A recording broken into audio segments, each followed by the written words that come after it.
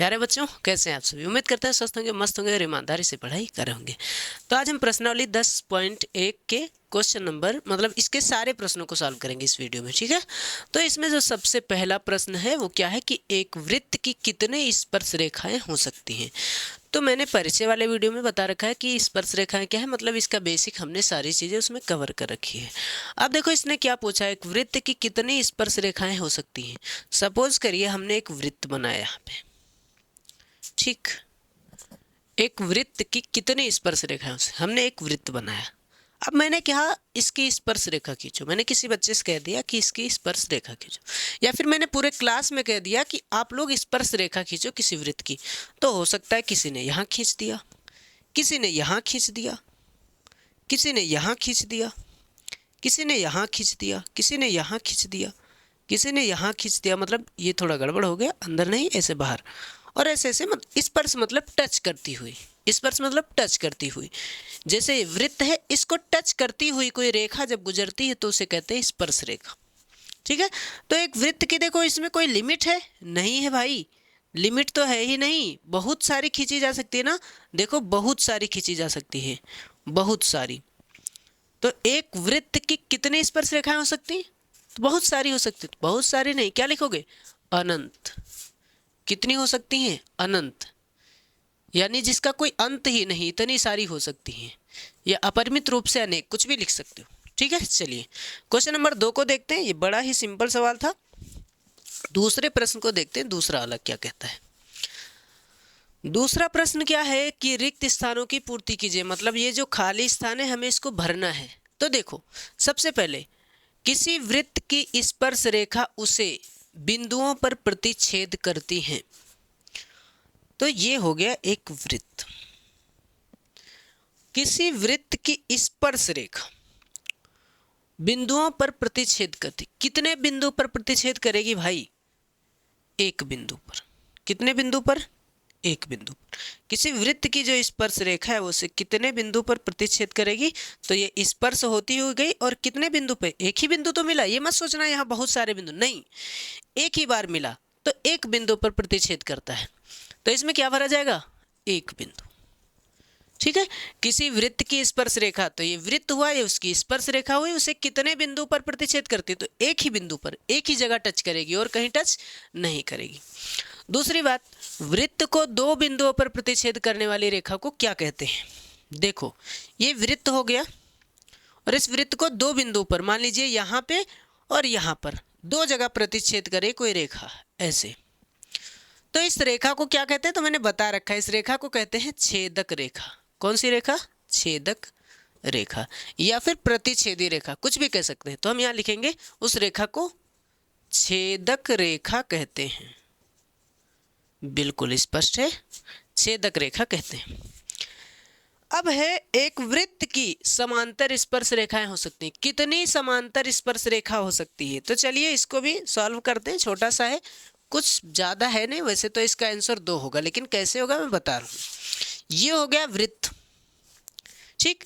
अब वृत्त की हमें समांतर रेखा खींचनी है। कितनी समांतर रेखा हो सकती है, चलो एक यहाँ, एक यहाँ, एक समांतर रेखा हो गई। दूसरा हो सकता है इधर से हो, यहाँ और यहाँ। तो ये स्पर्श भी कर रही है, इसने क्या कहा था, स्पर्श भी होनी चाहिए, तो स्पर्श भी कर रही है और समांतर भी है।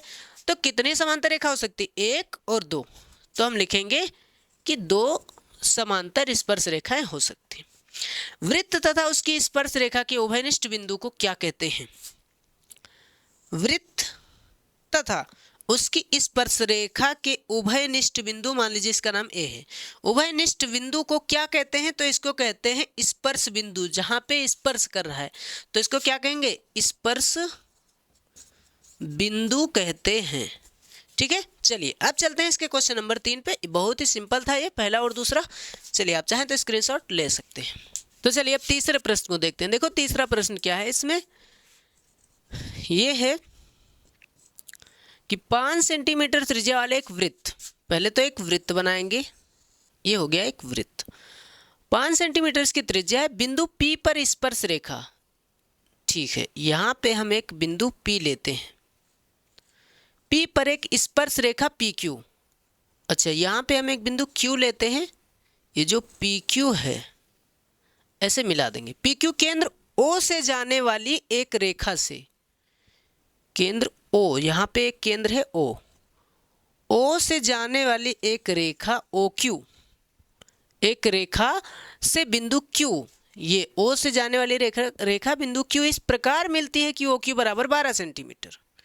ये कितना है? 12 सेंटीमीटर है OQ। ठीक है, PQ की लंबाई हमें बताना है। चलो भाई इसको यहाँ मिला देते हैं। हमें बताना है P और Q की लंबाई, ये हमें बताना है। हमें पता है त्रिज्या R इसकी कितनी है? 5 सेंटीमीटर। इसका मतलब ये कितना है? 5 है। हमें ये बताना है ये, तो हमें ये भी पता है कि यहाँ जो स्पर्श रेखा और त्रिज्या के बीच में कोण बनता है वो 90 डिग्री बनता है। हम कह सकते हैं कि कोण P बराबर कितना है? 90 डिग्री। इसलिए P के सामने वाली रेखा कर्ण होगी OQ। इसलिए हम क्या लगाएंगे? पाइथागोरस प्रमेय। पाइथागोरस प्रमेय ये कहता है कि 90 डिग्री के सामने जो भुजा होती है, 90 डिग्री के सामने OQ है, 90 डिग्री के सामने जो भुजा होती है उसका स्क्वायर जो होता है इन दोनों भुजा के योग के बराबर होता है, यानी PQ प्लस PO। PQ का स्क्वायर प्लस PO का स्क्वायर। फिर से समझो, 90 डिग्री के सामने वाली भुजा के जो का स्क्वायर जो होता है वो इन दोनों भुजा के स्क्वायर के योग के बराबर होता है। OQ कितना है भैया? 12 है। PQ कितना है? नहीं पता। PO कितना है? 5 है। 5 का स्क्वायर कर देंगे बस। 12 का स्क्वायर होगा 144। PQ का स्क्वायर यानी PQ स्क्वायर, 5 का स्क्वायर यानी 25। अब इधर आ जाएगा 144 माइनस 125 मतलब 25 बराबर में क्या है? PQ का स्क्वायर। घटा देंगे कितना बचेगा? 119। स्क्वायर हटेगा क्या लग जाएगा? रूट बराबर में PQ। वैसे तो ये प्लस माइनस में होता है, लेकिन जब किसी त्रिभुज की भुजा होती है तो हमेशा पॉजिटिव ली जाती है, माइनस को इग्नोर किया जाता है, क्योंकि कोई भी भुजा माइनस में नहीं हो सकती है। इसका मतलब इसका ऑप्शन डी जो है वो करेक्ट होगा। ठीक है, ये सिंपल सा सवाल था। अब चलते हैं अगले क्वेश्चन पे, यानी क्वेश्चन नंबर 4, जो कि इस प्रश्नावली का अंतिम प्रश्न होगा। चलिए अब इसका चौथा प्रश्न देखते हैं, यानी अंतिम प्रश्न। इसने कहा एक वृत्त खींचिए और एक दी गई रेखा, पहले तो एक वृत्त खींचते हैं, जैसा इसने कहा एक वृत्त खींचेंगे जिसका केंद्र O है।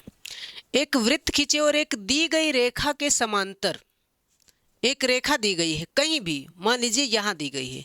इस रेखा का नाम है LM, कुछ भी नाम है, ठीक है, LM है।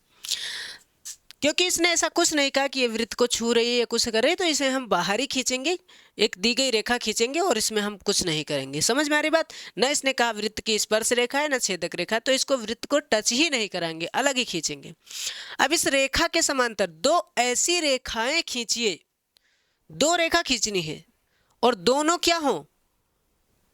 रेखा के समांतर, दोनों इसके समांतर होनी चाहिए। जो दो रेखाएं हम खींचेंगे वो इसके समांतर होनी चाहिए।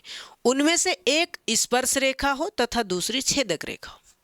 एक रेखा क्या हो? इसको स्पर्श कर रही हो और दूसरी क्या हो? इसकी छेदक रेखा। लो भाई, हमने यहां से एक खींच दिया स्पर्श करती हुई रेखा, जिसका नाम दे दिया हमने PQ। क्या नाम दिया? PQ। तो हम कहेंगे, अभी हमने एक रेखा खींची है, एक नहीं खींची है, हम कहेंगे कि LM के समांतर हमने क्या खींच दिया? PQ खींच दिया। और दूसरी इसकी छेदक रेखा हो, लो हमने एक और छेदक रेखा खींच दिया, इन दोनों को छेद करते हुए जा रहे हैं ना ऐसे, छेदक रेखा, तो इसको नाम दे दिया RS। ठीक, तो ये क्या है? समांतर है RS। अब इसने जो कहा वो हम इस पे क्लियर करते हैं। क्या क्लियर करते हैं? इसने कहा, हम लिख देते हैं, बाकी और कुछ नहीं, हम कहेंगे PQ स्पर्श रेखा है, स्पर्श रेखा है, और RS जो है वो क्या है? छेदक रेखा है। बस इतनी सी बात है और इसमें कुछ है नहीं। ठीक है, बात क्लियर है, कोई दिक्कत वाली बात नहीं है। चलिए अब चलते हैं हम अगली प्रश्नावली पे। तब तक के लिए आप बने रहे हमारे YouTube चैनल ज्ञान एक्सप्रेस 24/7 पे। धन्यवाद।